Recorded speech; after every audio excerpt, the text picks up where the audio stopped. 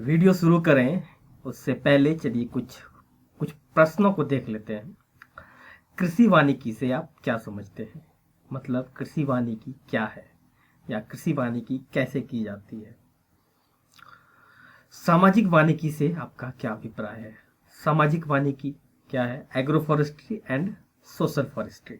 ये हो गया एग्रो फॉरेस्ट्री और आपका ये हो जाएगा सोशल फॉरेस्ट्री, सामाजिक वानिकी।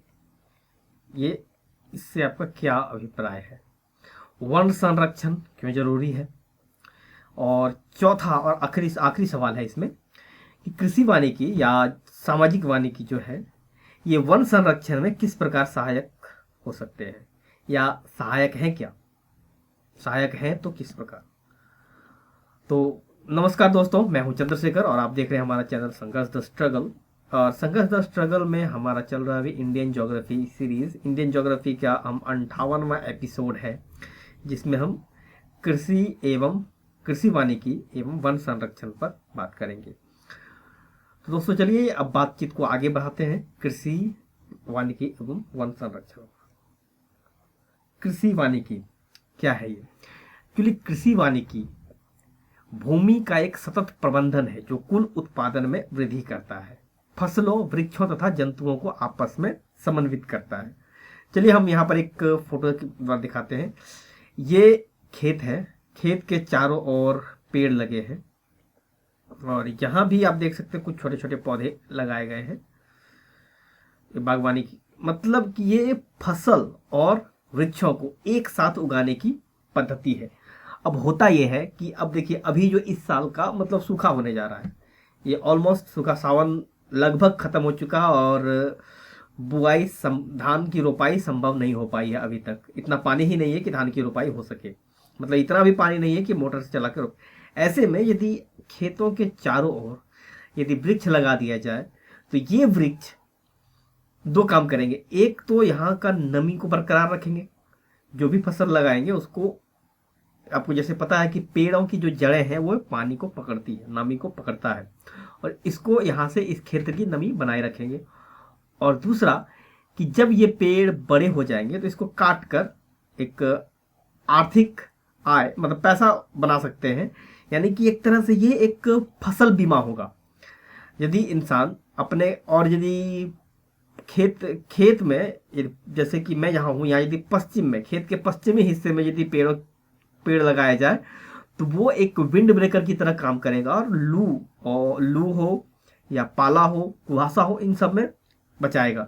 इन सब फायदा होगा। तो इससे क्या होगा कि यहाँ पर फसलों को नुकसान नहीं होगा और जब सूखे के कारण फसलों को नुकसान भी होगा तो उनके पास एक आय का साधन होगा। उनके वो जो लकड़ियां हैं, जो इमारती लकड़ी या फिर वो जो औद्योगिक महत्व की जो लकड़ियां हैं या फिर फलदार वृक्ष होंगे, वो इसका यहाँ फायदा हो जाएगा। दूसरा, वहां पर पेड़ों का एक अपना अलग एनवायरनमेंट होगा जिसमें छोटे बहुत से जीव जंतु निवास करेंगे और वो वहां पर एक अपना एनवायरनमेंट तैयार करेंगे जिससे कि फसलों पर बाह्य जो स्पीसीज है, बाहरी स्पीसीज के द्वारा आक्रमण नहीं हो पाएगा, उसे बचाया जा सकता है। और जो मानव और जंगली जानवरों के बीच जो संघर्ष है इसको भी कम किया जा सकता है। आजकल आप देखते हैं कि बंदरों का जो अटैक है, बंदरों का जो हमला है मानवीय बस्तियों पर, वो बहुत बढ़ गया है। सबसे ज्यादा तो जंगली जानवरों में इंसानों का टकराव और जंगली जानवरों में बंदरों का ही है, तो बंदर हो, लंगूर हो, जो भी है। कृषि वानिकी जो है एक प्रकार का सामाजिक वानिकी है। कृषि वानिकी क्या होता है कि एक्चुअली एक सामाजिक वानिकी है। यहाँ समाज के सभी लोग इसमें इन्वॉल्व हो जाते हैं। अब कृषि मतलब कि यहाँ पर कृषि वानिकी में वानिकी के काम को खेती की तरह, कृषि की तरह किया जाता है। मतलब इस संदर्भ में लिया जाता है कि हम पेड़ों को लगा ही रहे काटने के लिए। ये एक फसल है जो कि लंबे समय में फल देता है। कृषि वानिकी में वृक्षों को फसल माना जाता है तथा वे फसल संयोजन का एक अंग बन जाते हैं। जो फसल मतलब जो क्रॉप पैटर्न है हमारा, उसी का एक अंग होता है इसमें कृषि वानिकी में। अब इसमें जनरली लोग इमारती लकड़ियों का या फिर फलदार वृक्षों की खेती करते हैं, चाहे वो पॉपुलर हो या फिर गांभर हो, आम, जामुन, जामुन तो कम ही, आम हो गया, अनार हो गया, या फिर अन्य जो कि लीची है, पपीता, सबसे ज़्यादा आम और पपीता खेती की जाती है, क्योंकि पपीता जो होता है कि बहुत ज़्यादा जगह नहीं घेरता और साइड में लगा होता है, और इससे अच्छा मतलब उत्पादन भी मिल जाता है। अब इस प्रकार ये भी आप देख सकते हैं कि चारों ओर पेड़ लगे हुए हैं और एक सीढ़ीनुमा पहाड़ी क्षेत्रों में इस प्रकार की, ये तो आपको एक मैदानी क्षेत्र का उदाहरण मिल गया। ये नदी, ये तटीय इलाका है, नदी किनारे का ही क्षेत्र है ये। और आप ये देख सकते हैं कि पहाड़ी ढलान पर जब सीढ़ीनुमा खेत है और उसके दोनों तरफ जो जहाँ तीव्र ढाल है वहां पर पेड़ लगा दिए गए हैं या फिर प्राकृतिक जंगल है। अब देखते हैं कृषि वानिकी के मुख्य लाभ क्या है। इसमें पहला लाभ है कि देखिए कृषि अनुपस्थित भूस्वामी जो है, जहां पर अब स्थिति यह है कि जिनके पास अधिक जमीनें हैं उनको, वो जनरली आप गांव में देखेंगे कि जिनके पास अधिक जमीनें हैं वो अब गांव में नहीं रहते, आसपास के शहरों में या फिर कस्बों में रहते हैं। अब वो क्या करते हैं कि वो जमीन किसी और को दे देते हैं, उसका उत्पादन का सही हिस्सा उसे मिल नहीं पाता। ऐसे में वो वहां पर यदि कृषि वानिकी को अपनाए, वहां पेड़ लगा दे, तो उसका पूरा का पूरा वो लाभ आप ले सकते हैं। कृषि वानिकी में ये जो अनुपस्थित भूस्वामी है उसको काफी फायदा होता है। इसके द्वारा भूमि की जो देख रेख है बिना श्रमिकों के की जा सकती है। एक बार इसमें लगा दिया, आपका जमीन भी सुरक्षित और फसल भी। इसके द्वारा बेहतर भूमि उपयोग सुनिश्चित की जाती है। अब देखिए यहाँ पर होता यह है कि यहाँ दो तरह से किया जाता है कृषि वानिकी। अब ये एक मान लेते हैं खेत है, ये खेत ए है और ये खेत बी है। तो इसमें क्या है, ए वाला जो किसान है वो गांव में ही रहता है, तो ये क्या करेगा, पेड़ों को ये इस तरह से वो एक लाइन रूप में चारों ओर लगा देगा। इससे क्या होगा कि यहाँ पर सीधी तेज रोशनी, तेज हवा, तेज तेज बारिश खेतों तक कम पहुंचेगी। एक विंड ब्रेकर का काम करेगा, एक प्राकृतिक अवरोध का काम करेगा जो यहाँ पर जो फसल है उसको सुरक्षा देगा। अब बी जो कि किसान वहां नहीं रहता गांव खेत जमीन पर, वो क्या करेगा कि पूरे में ये वृक्षारोपण कर सकता है।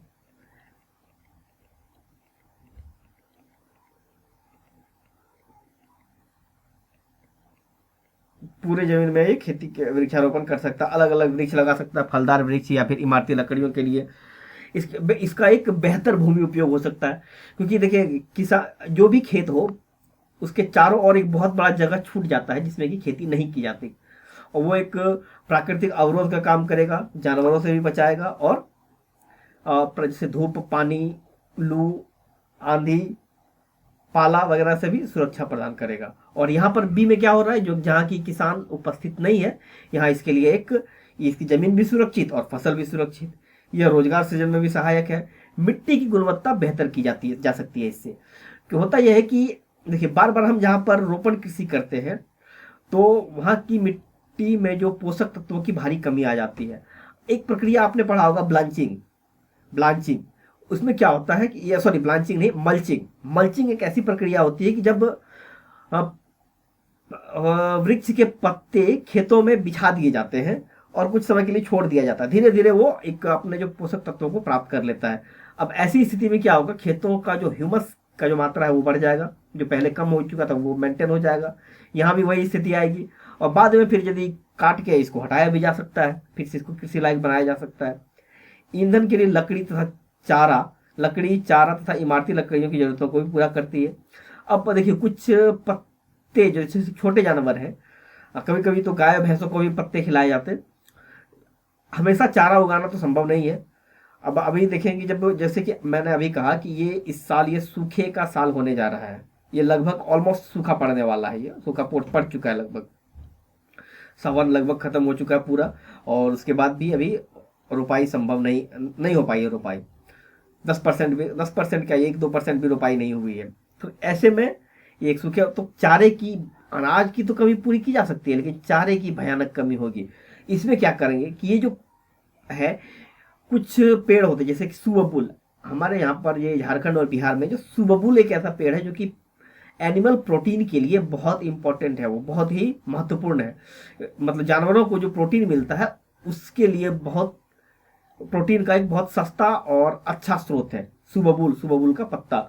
और उसकी लकड़ियां भी काफी सॉफ्ट होती है, बहुत तेजी से विकसित होता है। हम इसको भी चारों ओर लगाया जा सकते हैं। ये कृषि भूमि को पवन, वायु तथा अपर्दन से सुरक्षा प्राप्त करती है। जब पेड़ लगे होंगे तो वहां पर हवा, मैंने जैसे कहा कि एक विंड ब्रेकर का काम करेगा, जिससे अपर्दन से भी सुरक्षा प्राप्त होगी। अनेक भौतिक तथा जलवायु लाभ के बावजूद कृषि वानिकी या कृषि भूमि पर कुछ प्रतिकूल प्रभाव भी पड़ता है। एक्चुअली कहा जाता है कि इसे कुछ, जाहिर है जिसके कुछ फायदे हैं तो नुकसान भी होगा, लेकिन होगा ही इसकी गारंटी नहीं है। चलिए देखते हैं क्या क्या नुकसान है इसके। कृषि वानिकी के अंतर्गत लोग परंपरागत वृक्षों के स्थान पर वाणिज्यिक महत्व के पेड़ लगाने लगते हैं। ये पारिस्थितिक तंत्र को भारी नुकसान पहुंचाते हैं। जैसे कि आप देखते हैं कि यूकेलिप्टस, पॉपुलर, यूकेलिप्टस और पॉपुलर, और ये जो है पहाड़ी एक जो है ऑस्ट्रेलियन बबूल, ये 3 पौधों ने भारतीय इकोसिस्टम को बहुत ज्यादा नुकसान पहुंचाया।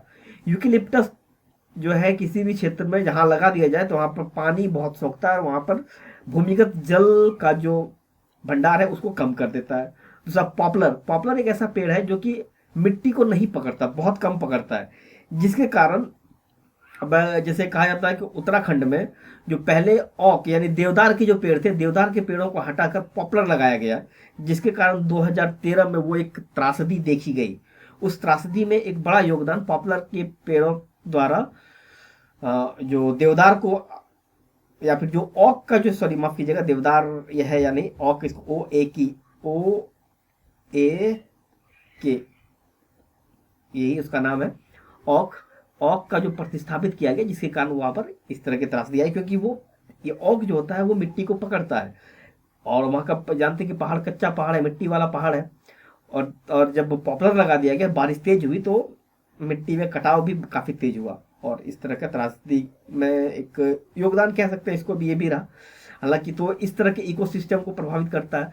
और जो जंगली बबूल है, सॉरी ये जो देसी बबूल नहीं, जो ऑस्ट्रेलियन बबूल है, ये भी पानी बहुत सोखता है और ये पशु इसको खाते भी नहीं है। अब राजस्थान की बात करेंगे ऊँटों की, या फिर हमारे यहाँ भैंसों की बात करें तो ये बबूल के पत्ते बड़े आराम से खाए जाते हैं, लेकिन ये जो ऑस्ट्रेलियन बबूल है इसको नहीं खाते। प्राय लकड़ी तथा चारा देने वाले पेड़ों की अपेक्षा की जाती है। ऐसे वृक्ष जिससे फल प्राप्त ना हो उसकी अपेक्षा की जाती है। होता यह है कि हम ऐसे वृक्ष लगाते हैं जिससे हम अधिक से अधिक लाभ ले सकें। और क्या होता है कि जो जंगली जानवरों और पशु पक्षियों को जो फल फूल मिल रहा होता वो नहीं मिल पाती, जिससे फिर मैंने वही कहा कि जंगली जानवरों और इंसानों के बीच संघर्ष होता है। इसके अंतर्गत लगाए गए अस्थानिक वृक्ष मिट्टी की नमी कम कर देते हैं, जैसे यूकेलिप्टस का मैंने बताया।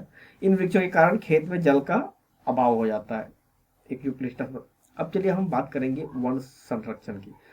तो अब यदि हम वन संरक्षण की बात करें तो वन संरक्षण के लिए क्या क्या उपाय है। सबसे पहले देखते हैं वन रोपण। जाहिर है कि वन संरक्षण, वन को बचाना है तो जितना हमारा जो एरिया है उसको पहले, सबसे पहले वन का रोपण करना होगा, वृक्षों को वृक्ष लगाना होगा और वो वन के क्षेत्र में घोषित करना होगा, यानी कि वह एक वन के शक्ल में बनाना पड़ेगा उसको। अब वन हम कहाँ लगा सकते हैं अधिक से अधिक। जो पेड़ों की रोपाई जो होती है, सबसे पहले तो आप सड़क किनारे, रेलवे लाइन के किनारे, जो बहुउद्देशीय नदी घाटी परियोजनाएं हैं उसके तटों पर, बांध के तटों पर, इसके अलावा नहर के तटों पर, प्लेग्राउंड्स हैं उनके किनारे, जहां भी जगह मिले वहां पर इसकी की जा सकती है। वनों में कृषि को सख्ती से रोकना। वनों में जो होता है कि कृषि एक्चुअली जो वन के क्षेत्र में होते हैं या फिर वन के आसपास के जो किसान होते हैं उनको लगता है कि हम अधिक से अधिक, एक्चुअली जमीन एक ऐसा चीज जिसकी भूख कभी नहीं मिटती। जिनके पास वनों के आसपास का जो किसान है वो धीरे धीरे वनों की ओर बढ़ने लगते हैं अपने जमीन को, अपना जो रकबा बढ़ाने के लिए। इसे रोकना जरूरी है। ग्रामीणों को जलावन और ईंधन तथा चारे का वैकल्पिक स्रोत उपलब्ध कराया जाए ताकि वनों पर भार कम पड़े। जो जैसा कि मैंने कहा कि आसपास के जो क्षेत्र हैं, हमारे यहाँ देखा जाता था कि 90 यानी कि सन 2000 के पहले लोग धान कुट्टी करते थे, धान खरीद कर लाते थे, उसको चावल बनाते थे और इसमें लकड़ियों और पत्ते की जरूरत होती थी चावल को उबालने, स्टीम करने या उबालने के लिए। तो लोग आप वहां से आसपास के जंगलों से लकड़ी और पत्ता काट के लाते थे और उसका प्रभाव वनों पर पड़ता था। ये जो था, ये टोटल मैं अब बात करूँ 30 से 40 परिवार हैं, वो सारा सबका काम यही था। जाहिर है कि जंगल पर भी बहुत भारी भार था, दबाव था। विकास परियोजनाओं को योजनागत ढंग से लागू किया जाए जिससे कि वनों को कम नुकसान हो। अब होता, आप अक्सर देखते होंगे, होता यह है कि सड़क बनाया, सड़क बनते ही पीएचडी वालों को ध्यान आया, यार हमने तो पाइप डाला ही नहीं। अब उन्होंने सड़क की खुदाई कर दी, पाइप डाल दिया। उसके उसके बाद फिर सड़क बना, फिर याद आया बिजली वालों को कि हमें तो अंडरग्राउंड करना है वायरिंग। उसके बाद आया फिर इंटरनेट या फिर मोबाइल, सॉरी, टेलीफोन वालों को। इस तरह का स्थिति, तो इससे बेहतर है कि बार बार एक ही काम करने से लोग आपस में एक सब मिलकर बात करके सभी योजनाओं को एक इंटीग्रेटेड ढंग से लागू किया जाए। सेम चीज वनों में भी किया जा सकता है।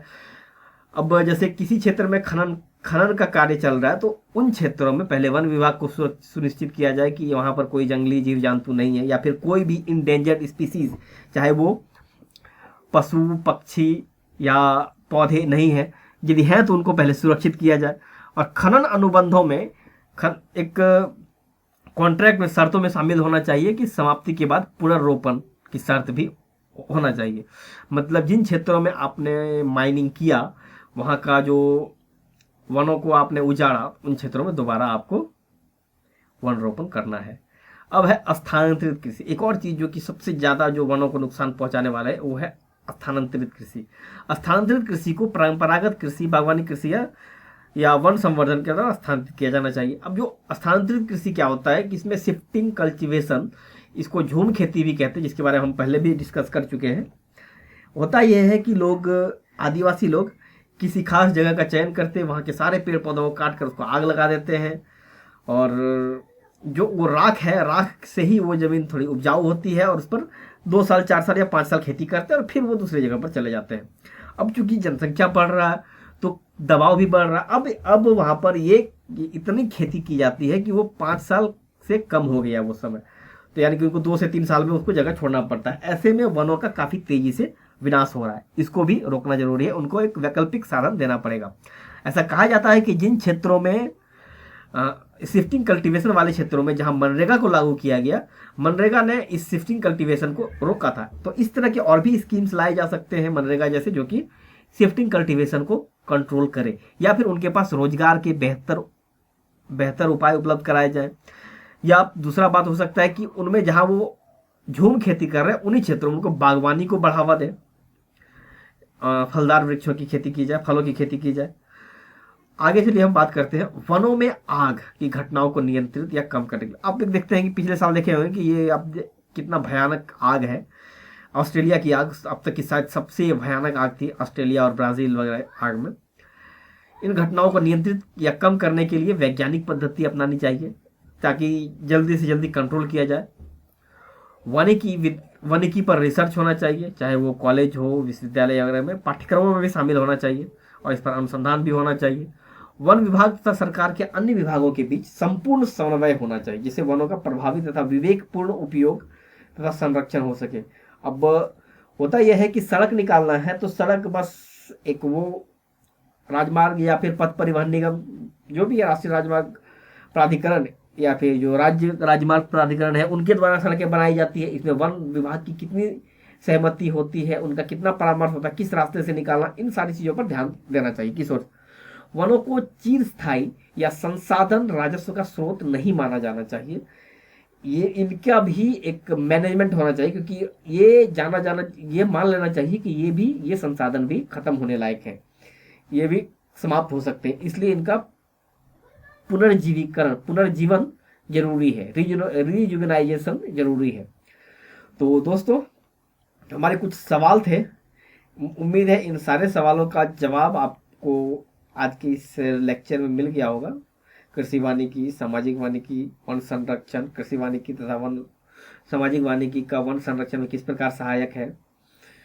तो आज के लिए इतना ही, मिलते हैं नेक्स्ट एपिसोड में, तब तक के लिए धन्यवाद।